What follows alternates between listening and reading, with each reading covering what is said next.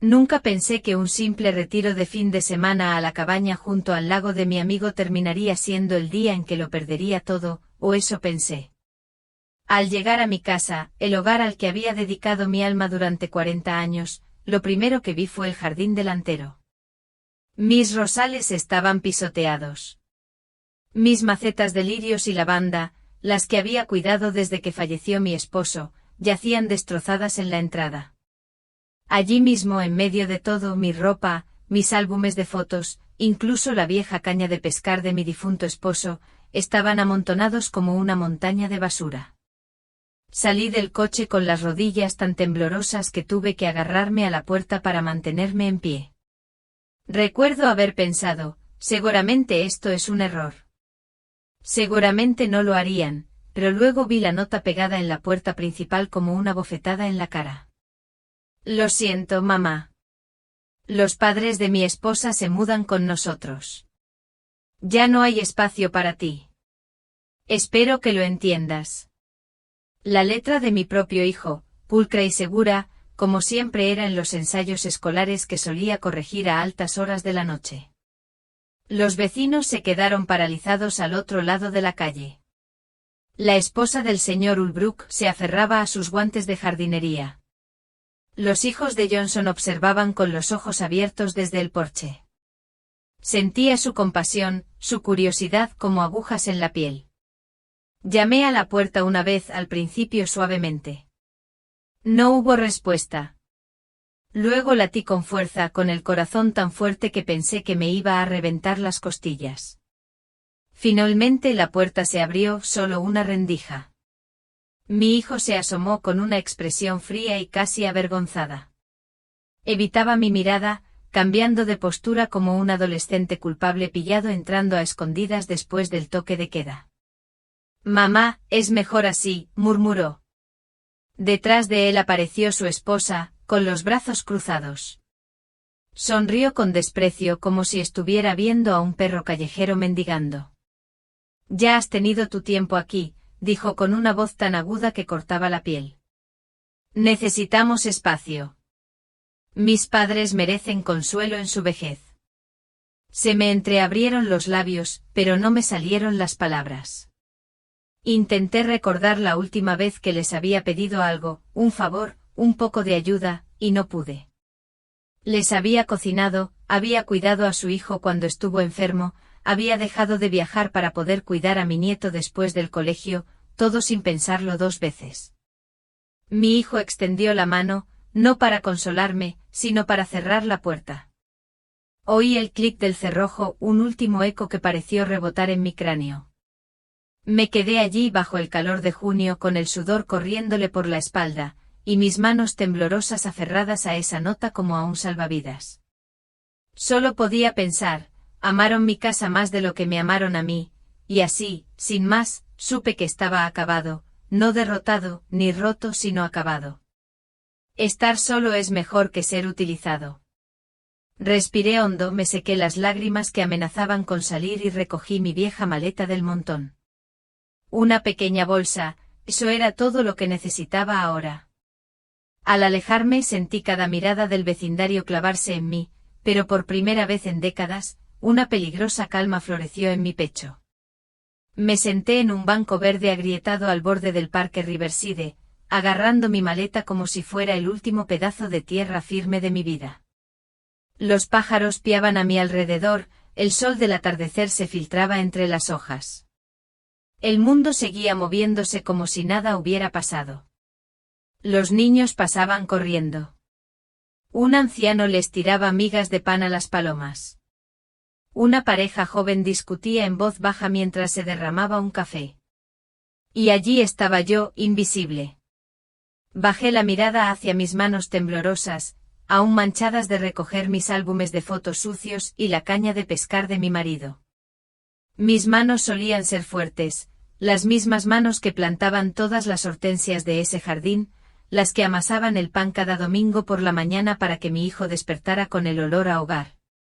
Pensé en las mañanas en esa casa, el silencio antes del amanecer cuando salía al jardín con una taza de té negro, el rocío mojando mis zapatillas. Casi podía oír los piececitos de mi nieto recorriendo el pasillo, su voz soñolienta llamándome: «Abuela, ¿puedo ayudarte a regar las rosas hoy?». Les di todo. Dejé de hacer viajes de fin de semana con mis amigos porque mi nuera necesitaba un respiro. Me salté los cruceros de jubilación porque el negocio de mi hijo estaba en apuros y pensé que mis ahorros podrían mantenerlo a flote. Me perdí cumpleaños, reuniones, todo porque alguien necesitaba que me quedara y mantuviera la calma.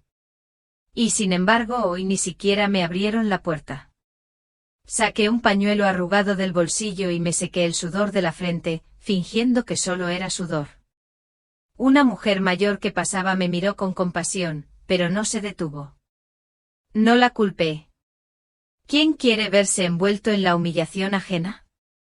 No sé cuánto tiempo estuve sentado en ese banco del parque después de que el sol se ocultara tras los árboles. Mis pensamientos parecían estar hechos de niebla, flotando y chocando entre sí. Pero en algún lugar de esa neblina, las cosas empezaron a aclararse. Repasé cada conversación que había tenido con mi nuera, su falso tono dulce cuando había invitados, como me llamaba mamá lo suficientemente alto para que la oyeran. En privado siempre era: «No deberías dejar que coma tantos dulces», o «Tu estilo de decoración es muy anticuado. Deberíamos modernizarnos». Y las indirectas se llevaban ahí tanto tiempo. Los pequeños comentarios sobre reducir el tamaño de la casa cuando mi hijo perdió un cliente, las bromas en la cena sobre lo acogedor que sería si sus padres se mudaran algún día. Recordé cómo una vez me miró fijamente a los ojos y me dijo: «¿Sabes? Cuando por fin tengamos esta casa, convertiremos tu caseta de jardinería en un spa para invitados». En ese momento forcé una carcajada. Pensé que solo estaba exagerando. Pero ahora ese recuerdo se sentía como una cuchilla deslizándose entre mis costillas. Y mi hijo, mi propio hijo que corría hacia mí después de cada raspadura en la rodilla, que se dormía en mi regazo con su aliento cálido en mi cuello, llevaba años desapareciendo, ¿no? Cuando ella entró en su vida, empezó a acudir a mí menos por consejos y más por dinero. Cada gracias mamá se volvía más vacío, como una formalidad que tachaba de una lista. Sentado allí repasando esos momentos, me di cuenta de que llevaban mucho tiempo planeando este lento exilio. Ya no me querían allí. Querían la casa, mi casa. El lugar donde mi esposo y yo pasábamos cada aniversario cocinando filetes en el patio trasero, donde mi nieto aprendió a andar en bicicleta, donde planté mi primer rosal el año que nos mudamos. Mis labios se curvaron en una sonrisa amarga. Qué tonto había sido al creer que la lealtad familiar bastaba para mantenerme a salvo. Sentí un dolor agudo en el pecho, pero esta vez no era dolor. Era algo más duro, más agudo. Una decisión que empezaba a tomar forma. Una farola se encendió cerca, iluminando las finas líneas de mis manos. Me las había ganado todas, cada arruga, cada cicatriz. Había sido el pilar de esa familia durante décadas, despertándome a medianoche cuando mi hijo enfermaba, la que nunca se iba, pasara lo que pasara. Y esta era mi recompensa. Doblé la foto de mi nieto con cuidado y la guardé en mi bolso. Se acabaron las ilusiones. Se acabaron las excusas. Me puse de pie lentamente sintiendo que mis rodillas protestaban, pero no me importó. Cada paso que daba al alejarme de aquel banco se sentía más ligero que el anterior. Aún no sabía exactamente qué haría, pero si sabía esto: creían haber ganado, creían que por fin se habían librado de mí. No tenían ni idea de que apenas estaba empezando. A la mañana siguiente me encontré en un pequeño restaurante escondido tras la calle principal. Olía a café quemado y a viejos recuerdos, el tipo de lugar que se siente seguro en su declive. Me senté en una mesa de la esquina, con las manos en torno a una taza de té desportillada que ni siquiera había probado, mirando por la ventana, viendo pasar a la gente apresurada, cada uno con sus propias cargas. Fue entonces cuando oí una voz que no esperaba. «¿Marta?» Me giré lentamente y allí estaba, Janet, mi vieja amiga del comité vecinal. Sostenía una bolsa de papel con rollos de canela, con los ojos abiertos por la sorpresa y algo más, lástima. «Oh Dios mío, ¿estás bien?», preguntó deslizándose en la cabina sin esperar invitación. Abrí la boca, pero no me salieron las palabras. Janet me apretó la mano. Esa pequeña amabilidad, esa caricia cálida, fue suficiente para romperme la presa por un instante. La reprimí antes de que se desbordara. «Te echaron, ¿no?», susurró. La miré atónito. Se acercó más. «Escuché a tu nuera en el mercado hace unas semanas. Le decía a alguien que planeaban vender la casa en cuanto te quitaran de en medio. Pensé que bromeaba, o sea, ¿quién le hace eso a su propia familia?, pero parecía tan tranquila, como si ya hubiera decidido tu futuro». Se me revolvió el estómago y se me formó un nudo en el pecho. Janet negó con la cabeza lentamente, su rostro reflejaba ira y tristeza. Dijo que usarían el dinero para pagar las deudas de sus padres y finalmente vivir cómodamente. Incluso presumió de lo fácil que sería, ya que eres tan confiada. Mis dedos se curvaron contra los bordes de la taza hasta que mis nudillos se pusieron blancos. Janet me apretó la mano de nuevo. Quería decírtelo antes, pero no supe cómo. Lo siento mucho. Ligeramente inclinado como si el suelo debajo de mí ya no fuera sólido. Amaban mi dinero más que a mí, susurré. Las palabras tenían un sabor ácido en mi lengua. Por un instante vi la cara de mi hijo de niño, mejillas regordetas, ojos brillantes, aferrándose a mi mano con fuerza cada vez que se asustaba. Lo vi de pie orgulloso en la graduación, abrazándome con tanta fuerza que pensé que se me romperían las costillas. ¿A dónde fue ese chico? Apreté mi mano contra mi corazón, tratando de calmar la tormenta dentro de mí. Toda mi vida creí que amar significaba sacrificio, que si daba lo suficiente comprenderían mi valor. Pero allí me di cuenta, el amor sin respeto no es amor en absoluto. Es una transacción. Janet me miró con lágrimas en los ojos. ¿Qué vas a hacer ahora? Levanté la barbilla lentamente con la voz tranquila y segura, como si viniera de algún pozo profundo dentro de mí que hacía tiempo había olvidado que existía. Voy a recuperar mi vida, dije. Me puse de pie alisando las arrugas de mi falda, sintiendo una extraña fuerza florecer dentro de mis costillas. Janet asintió lentamente secándose los ojos. Bien. Ya era hora. Di un largo paseo por el centro pasando por tiendas que ya habían cerrado. Me dolían los pies y me ardían los hombros de cargar la maleta. Pero cada paso tenía un propósito extraño, como si estuviera profundizando en una parte oculta de mí que había ignorado durante mucho tiempo. Cuando finalmente llegué al distrito artístico, me detuve frente a un edificio de ladrillo rojo, escondido entre una galería y una pequeña floristería. El letrero sobre la puerta simplemente decía Estudio 7. Hace años, antes de dejarlo todo por mi familia, trabajé como asistente de arte a tiempo parcial en un centro comunitario. La directora siempre admiró mi dedicación, tanto que me ayudó a conseguir un pequeño estudio como parte de un programa de alojamiento para el personal. Lo conservé, pagué la renta mínima cada año, lo usé como mi escape silencioso. Casi olvidé que tenía las llaves hasta esa noche cuando las encontré en lo profundo de mi bolso. Abrí la puerta y entré. Olía a pintura vieja y flores secas. Las ventanas estaban polvorientas, los muebles eran escasos, solo una cama pequeña, una cocinita y un sillón desgastado. Pero se sentía como un santuario. Dejé la maleta en el suelo y me acerqué a la estrecha ventana, desde donde podía observar el callejón. Por primera vez ese día, exhalé sin sentir que mis pulmones estaban llenos de cristales rotos. Me quité los zapatos y estiré mis pies cansados en el suelo fresco. Allí, en la tenue luz, me permití imaginar.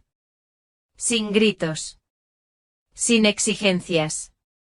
Sin andar con pies de plomo para mantener intacto el frágil ego de otra persona. Cerré los ojos y recordé la voz de mi marido. Tranquila no significa débil, Marta. Recuérdalo. Y ahí fue cuando el plan empezó a tomar forma. No una venganza salvaje. No un enfrentamiento dramático frente a los vecinos. No algo más discreto, más inteligente. Les haría creer que habían ganado. Les haría creer que estaba derrotado y pequeño. Mientras tanto, lo reuniría todo. Mis antiguos registros de impuestos, escrituras de propiedad, certificados de matrimonio, todos los documentos que demostraban que la casa seguía siendo legalmente mía. Saqué mi teléfono y busqué un viejo contacto, Richard, el mejor amigo de mi marido, ahora abogado jubilado. Hacía años que no lo llamaba. Mi dedo se cernió sobre el botón de llamada, con el pecho apretado. Entonces lo presioné. Su voz aturdida respondió después del segundo timbre. ¿Marta? ¿Está todo bien? Una pequeña y tranquila sonrisa se extendió por mi rostro. Richard, dije suavemente, mi voz firme por primera vez en todo el día. Creo que voy a necesitar tu ayuda. ¿Puedes reunirte conmigo mañana? Él no hizo preguntas y simplemente dijo. Bueno. Me incorporé y me estiré, sintiendo como cada articulación rígida se aflojaba poco a poco. Me dirigí a la cocina, llené la pequeña tetera y la puse en la vieja estufa. Mientras cobraba vida, apoyé mis manos sobre el mostrador y miré fijamente las baldosas desconchadas. La voz de mi difunto marido resonó de nuevo en mi mente, aquellas mismas palabras que había repetido durante las conversaciones nocturnas en la mesa de la cocina. No des lo que es tuyo ni siquiera a tu familia. El amor sin respeto no es amor en absoluto. En aquel entonces pensé que estaba siendo dramático. Creía que mi hijo jamás me traicionaría. Esa familia era más fuerte que la codicia. Pero cuando el vapor salió de la tetera esa mañana, entendí cada palabra. Pensé en el día que me convenció de poner parte de la escritura de la casa a nombre de nuestro hijo, para obtener beneficios fiscales y asegurar el futuro. Recordé su amable insistencia, sus promesas. Ahora, cada documento legal se sentía como una cuerda que habían intentado poner alrededor de mi cuello. Llevé mi té a la mesita y saqué un cuaderno viejo que encontré en una de mis cajas viejas. Las páginas estaban amarillentas, la tinta descolorida, pero dentro había notas de mi esposo. Recordatorios sobre la propiedad. Gastos. Pequeños registros de mantenimiento. Incluso antiguos contactos de abogados. Pasé mis dedos sobre su letra. Cada línea parecía una silenciosa confirmación, no estás solo. No eres impotente. Sabía que enfrentarlos no sería fácil. Se habían convencido de mi debilidad, de que me rendiría antes que luchar. Pero ellos no sabían lo que había sacrificado para conservar esa casa, los trabajos que rechacé, las amistades que perdí, las noches que me quedé despierta preocupándome por cómo cubrir la hipoteca cuando mi marido enfermó. No sabían que esa casa era el trabajo de toda mi vida. Una determinación serena y firme se apoderó de mí mientras hojeaba las páginas, resaltando nombres y números. Mis dedos ya no temblaban. Llegué al café del centro temprano a la mañana siguiente, con mi viejo abrigo marrón bien abotonado aunque el aire ya estaba calentándose. Era un lugar pequeño escondido detrás de una librería, el tipo de lugar que no notarías a menos que supieras buscar. Dentro el aroma a café tostado me envolvió como una manta. Elegí una mesa junto a la ventana y pedí una tetera de jazmín. Mientras esperaba, miré a los primeros compradores y a los paseadores de perros que pasaban. Richard entró arrastrando los pies unos minutos después, con una chaqueta ligeramente arrugada y su viejo maletín de cuero en la mano. Parecía mayor de lo que recordaba, pero su mirada era tan penetrante como siempre. Él me vio y esbozó una suave sonrisa. Marta, dijo sentándose en la silla frente a mí. Te ves diferente. Más fuerte. Solté una pequeña risa, sorprendida por lo cierta que parecía. Tal vez lo sea, respondí. Nos sentamos allí unos minutos en un silencio denso pero no incómodo. Cuando la camarera me trajo el té y el café, respiré hondo y saqué mi fajo de documentos. Él escuchó pacientemente mientras le explicaba todo, cómo me echaron la nota en la puerta, las pilas de recuerdos de mi vida en el césped. Su expresión pasó de la sorpresa a la furia silenciosa. Pensaron que no te defenderías, murmuró, tocando una de las escrituras con el dedo. Pero estos documentos siguen a tu nombre. El título principal. No pueden vender nada sin tu firma. Una calidez floreció en mi pecho. No fue exactamente alivio, sino un primer destello de verdadero poder. Richard continuó con voz baja y firme. Presentaremos una orden judicial inmediata para detener cualquier intento de transferencia. Después podremos aclarar su plena propiedad y notificarles legalmente. Usted recuperará el control. Asentí lentamente, asimilando cada palabra. Entonces se inclinó hacia mí entrecerrando los ojos. Pero Marta, tienes que estar preparada. Te atacarán con más fuerza cuando se den cuenta de que no estás desapareciendo sin hacer ruido. Tragué saliva, sintiendo el peso. Pero en lugar de miedo, sentí una fría y firme determinación en el estómago. Que vengan, dije. Ya me han quitado todo lo que podían. No les queda nada que romper. Recorrimos cada página juntos, marcando los detalles importantes. Mientras tomaba notas, vi mi reflejo en la ventana. Apenas reconocí a la mujer que me devolvía la mirada. Aún tenía arrugas en la cara y canas en el pelo, pero tras mis ojos había algo inquebrantable. Pensé en la vida que intentaron quitarme, las tardes cuidando mis rosas, el olor a pan fresco que flotaba por los pasillos. Los ecos de risa que solían llenar esas habitaciones no los merecían. Después de finalizar el plan de papeleo, Richard me dio una palmadita suave en la mano. «Estás haciendo lo correcto, Marta», dijo. «Es hora de que sepan que no eres la mujer que imaginaban». Apreté su mano, sintiéndome más fuerte que en años. Cuando salí del café al brillante sol de la mañana, sentí una repentina oleada de energía. Ya no solo sobrevivía. Estaba luchando. Esa noche estaba de nuevo en mi estudio, doblando documentos en una pila ordenada, cuando mi teléfono vibró. El nombre de mi hijo apareció en la pantalla. Por un momento mi pulgar permaneció sobre el botón de respuesta. Una parte de mí quería dejarlo sonar, aferrarme al silencio que finalmente había recuperado. Pero respondí. «Mamá», dijo de inmediato con la voz tensa, como si intentara expresar preocupación. «¿Dónde estás?» «Hemos estado preocupados». Casi me reí. ¿Preocupado? Después de tirarme al césped como una silla rota, se atrevió a hacerse el hijo preocupado. «Estoy bien», dije en un tono plano, sin darle ninguna explicación. Hubo una pausa al otro lado. Lo imaginé paseándose de un lado a otro, pasándose una mano por el pelo como hacía cuando mentía. «Escucha», continuó, «creo que todos nos acaloramos un poco. No queríamos que las cosas se descontrolaran tanto. ¿Podemos vernos?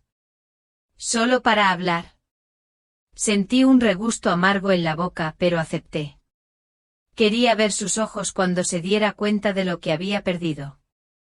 Quedamos en encontrarnos en un restaurante del centro, el mismo donde escuché por primera vez la verdad de Janet. Llegué temprano y tomé asiento en una mesa junto a la ventana. El camarero me sirvió una taza de té y yo observé las espirales de vapor, pensando en todas las comidas que le había preparado y en las manos que le había sostenido cuando lloraba siendo niño. Cuando finalmente entró parecía más cansado de lo que lo había visto nunca. Su esposa estaba justo detrás de él, con su rostro alerta y penetrante. Se deslizaron hacia la cabina frente a la mía como dos actores subiendo a un escenario. «Mamá», empezó extendiendo la mano por encima de la mesa para tomar la mía. Lo retiré y lo doblé sobre mi regazo. Sus ojos parpadearon. Queríamos disculparnos, dijo rápidamente. Fue un malentendido, la verdad. Pensamos que sería más fácil si... ¿Más fácil para quién?, interrumpí con voz tranquila, pero cortando por lo sano su guión ensayado. Tragó saliva y miró a su esposa. Ella tomó el control inmediatamente. Estamos muy estresados, lo sabes, dijo con voz melosa y débil. Mis padres no tienen a dónde ir. Y pensamos, bueno, ya que eres tan independiente, quizá no te importaría quedarte en otro lugar una temporada. La observé atentamente, sus palabras, cuidadosamente elegidas, se deslizaban alrededor de la verdad como aceite sobre el agua. Metió la mano en su bolso y sacó un sobre grueso. Estos son los documentos finales de la transferencia de propiedad, dijo con suavidad. Pensamos que si los firmabas ahora, todo quedaría aclarado y podríamos seguir adelante como familia. Miré el sobre durante un largo rato. Mis manos ansiaban destrozarlo. En lugar de eso sonreí levemente, empujándolo suavemente hacia ella. Lo pensaré, dije manteniendo la voz serena. Ella forzó una risa, aunque sus ojos se endurecieron en los bordes. Por supuesto. Sabíamos que serías razonable. Entonces mi hijo finalmente me miró. Realmente lo miré.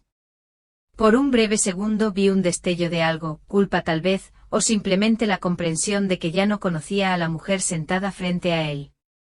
Terminé mi té lentamente, levantándome antes de que pudieran decir más.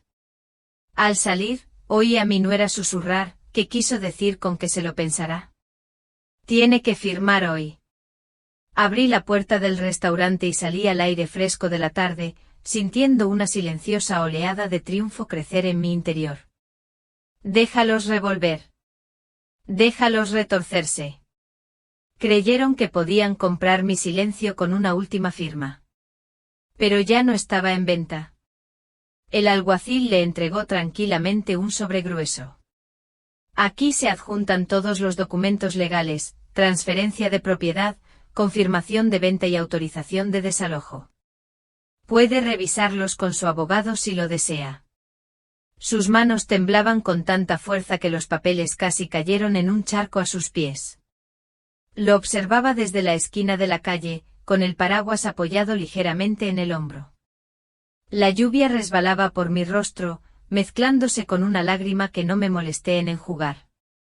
No porque estuviera triste, sino porque se sentía como la purificación final, la última gota que lavaba décadas de sacrificio que se habían convertido en cadenas. Mi nuera se desplomó en el umbral, sollozando abiertamente. Mi hijo permaneció de pie junto a ella, atónito, en silencio, agarrando los papeles como si fueran un salvavidas que ya se le escapaba de las manos. El alguacil se giró, fijó el aviso oficial en la puerta principal e hizo un gesto a los agentes. Permanecieron vigilantes pero en silencio, haciendo cumplir la ley que yo había puesto en marcha. Me quedé allí un momento más, respirando el aire húmedo y pesado. Luego me di la vuelta y me alejé, con paso firme y la espalda más recta que en años. Creían que me habían enterrado bajo la vergüenza y la culpa. Pero no estaba enterrado. Me habían plantado. Y ahora por fin estaba en plena floración. Al día siguiente los invité a reunirse conmigo en un café del centro. No era un café cualquiera. Era el más concurrido de la calle principal, el lugar donde jóvenes profesionales tecleaban en sus portátiles y los jubilados se reunían para charlar mientras tomaban café sin parar. Llegué la primera y elegí una mesa justo en el centro, donde todos pudieran verme. Llevaba mi mejor abrigo azul marino y un broche de perla que no me había puesto desde el funeral de mi marido. Cuando entraron, parecían fantasmas. Mi hijo tenía los ojos hundidos, mirando de un lado a otro con una confusión frenética. Mi nuera se aferraba a su bolso de diseñador como si fuera un chaleco salvavidas en un barco que se hunde. Señalé los asientos frente a mí, tan tranquilos como siempre. Se sentaron sin decir palabra. El silencio a nuestro alrededor era casi ensordecedor. Incluso el barista se detuvo a mitad de la conversación. Saqué un sobre fino de mi bolso y lo deslicé sobre la mesa. Estos, dije en voz baja pero clara, son los documentos legales finales que confirman la venta de la casa. Ya no es suya para reclamarla, y no tiene derecho a impugnarla. Mi hijo extendió la mano para coger el sobre. Mi nuera rompió a llorar al instante, gruesas lágrimas rodaban por sus labios temblorosos. Los observé sin pestañear. Volví a meter la mano en mi bolso y saqué un pequeño cheque. Lo puse con cuidado sobre los papeles. Esta es una asignación para mudanzas, dije en voz baja. Un gesto simbólico. Suficiente para una habitación de motel y unas cuantas comidas hasta que decidas qué hacer. Mi nuera sollozó ahogadamente con el rímel corrido mientras se hundía la cara entre las manos. Mi hijo me miró, y luego me miró de verdad, por primera vez en años. Sus ojos eran salvajes, enrojecidos, desesperados. Mamá, dijo con voz entrecortada. Por favor, no queríamos decir, creíamos. Levanté mi mano. No. Tú tomaste tus decisiones, interrumpí con voz firme e inquebrantable. Amabas la casa más que a mí. Pensaste que era demasiado débil para contraatacar. Te equivocaste. El café estaba en un silencio sepulcral. Una joven en la mesa de al lado se quedó paralizada con la taza de café a medio camino de los labios. Mi hijo intentó tomar mi mano, pero la retiré con calma. Solo me extrañas ahora que dije que no, dije, encontrando su mirada por última vez.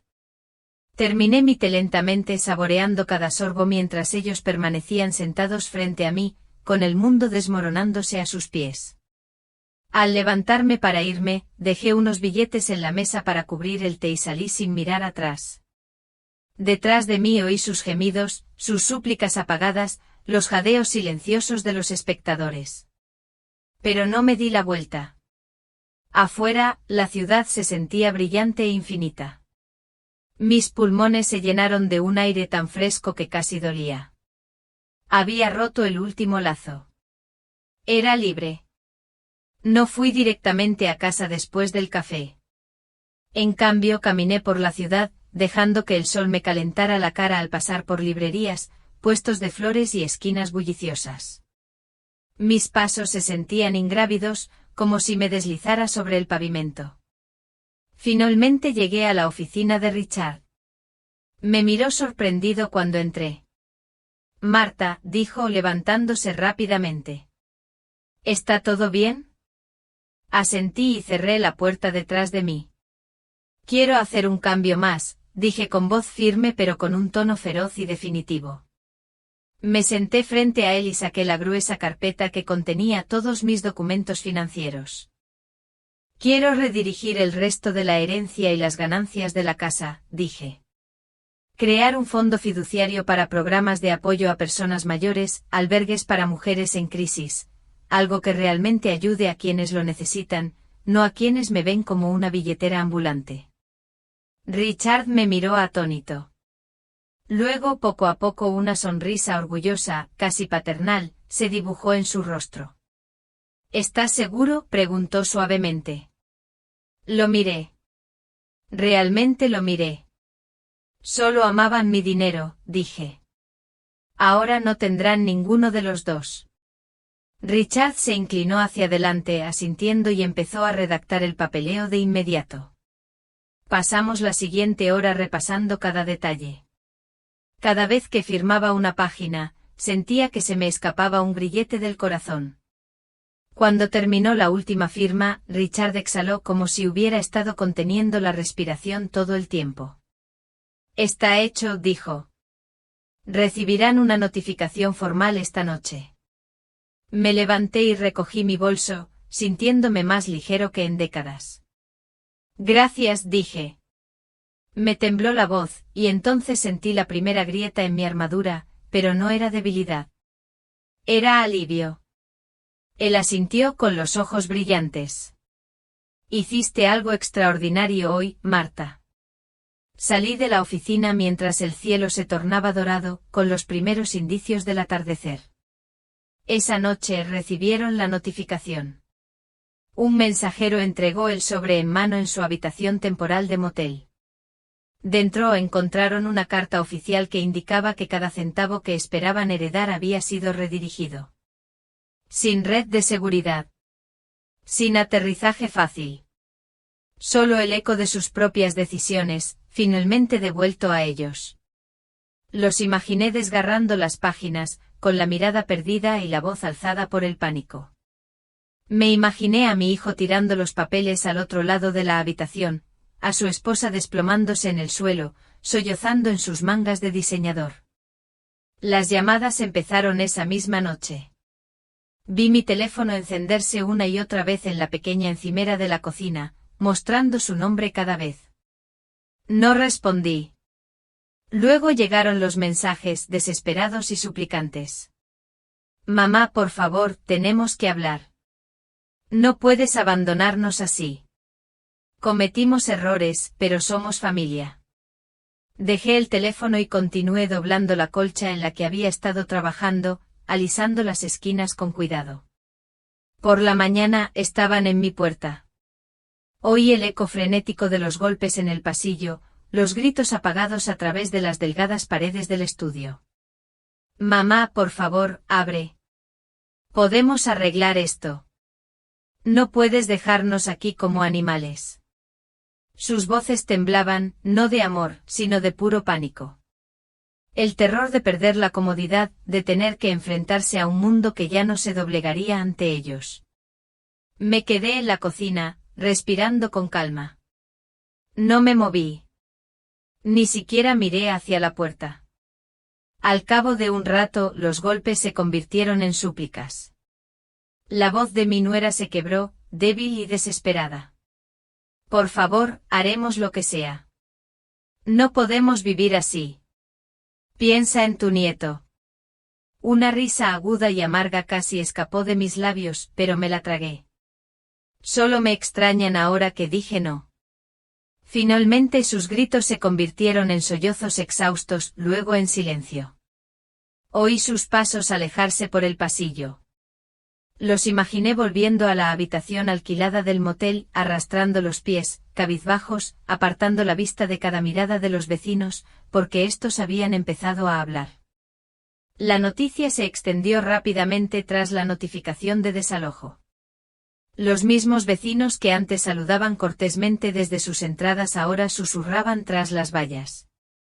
Escuché a la señora Ulbrook en la tienda de la esquina, su voz era aguda e incrédula. Después de todo lo que hizo por ellos, la dejaron abandonada como si fuera una alfombra vieja y pensaron que se saldrían con la suya. Otro vecino meneó la cabeza y añadió: No puedes tratar a la gente así y no esperar consecuencias. La ironía no se me escapó. Todos esos años que pasé encogiéndome para mantener la paz, doblegándome para evitar la vergüenza. Y ahora mi silencio se había ido. Mi historia fue fuerte y resonó en cada calle de ese barrio. Ahora estaban solos. Realmente solos. Más tarde ese día, bloqueé los números de ambos. Borré los mensajes de voz sin escucharlos. Cerré todas las puertas por las que pudieran intentar colarse, todas las ventanas que pudieran intentar forzar. Mientras me sentaba con mi taza de té y desdoblaba nuevamente mi edredón, sentí que la última pieza encajaba en su lugar dentro de mí. No los odiaba. Eso significaría que aún tenían un lugar en mi corazón. No. No sentí nada en absoluto. Un vacío suave y limpio que me hacía sentir más tranquilo que cualquier falsa cena familiar o cualquier sonrisa forzada de fiesta. Afuera, la ciudad seguía adelante indiferente y viva. Y por primera vez, yo también lo hice. Pasé las siguientes semanas convirtiendo mi pequeño estudio en algo que finalmente sentí como mío. Una tarde, mientras regaba una pequeña maceta con hierbas en el alféizar de mi ventana, miré el resplandor de la ciudad y no sentí ningún dolor por la pérdida de esa gran casa suburbana.